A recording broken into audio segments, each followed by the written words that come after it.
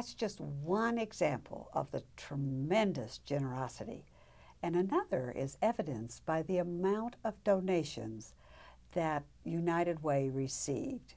And here to tell us more about that is the director of 211, Michelle Milner. Welcome, Michelle. Thank you for having me. Okay, how much money has come to the United Way? To date, a little over $933,000. Wow, and that's just for the fire. That is for the fire, yes. And we want people to know that all stays here. Absolutely. Every penny stays in this community and helps the people who were affected by the fire.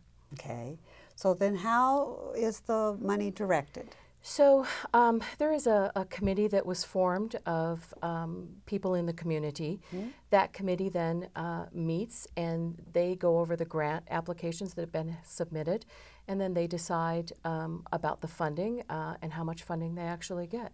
So to date, that committee has distributed over $624,000, leaving just about $308,000 left to be distributed. Okay, and that goes to agencies? Absolutely, it goes to health and human service agencies, okay, where people who were affected by the fire then can go for any of the needs that they have, and it runs the whole gamut.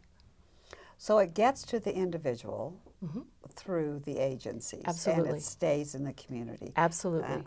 That's real important that mm-hmm. people know that, because sometimes there's a misunderstanding around 100% of those monies stay right here in our own community. So there's still, as you just heard, there's still some funds available. Mm-hmm. And they can apply, agencies can apply for grants still. Absolutely.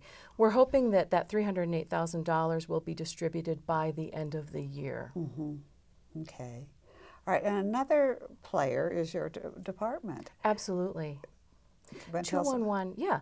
211, we work together with both El Paso County and the City of Colorado Springs, their offices of emergency management.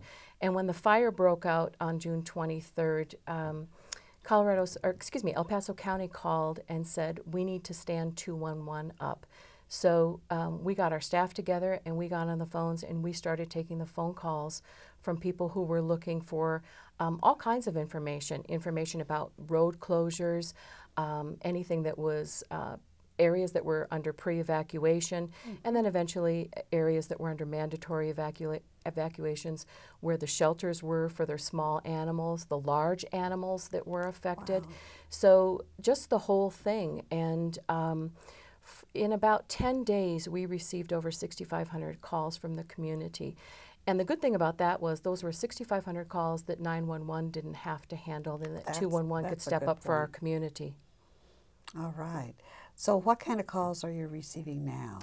We are still receiving phone calls from people who were not directly impacted by the fire as far as losing their homes, things like that, mm-hmm. but people maybe who work for businesses that were impacted mm-hmm. By the fires, whether that was the business maybe was closed down because of the road closures, or possibly there were some businesses that were damaged. So some of these people then have lost their income, and that obviously is very huge, detrimental. Huge.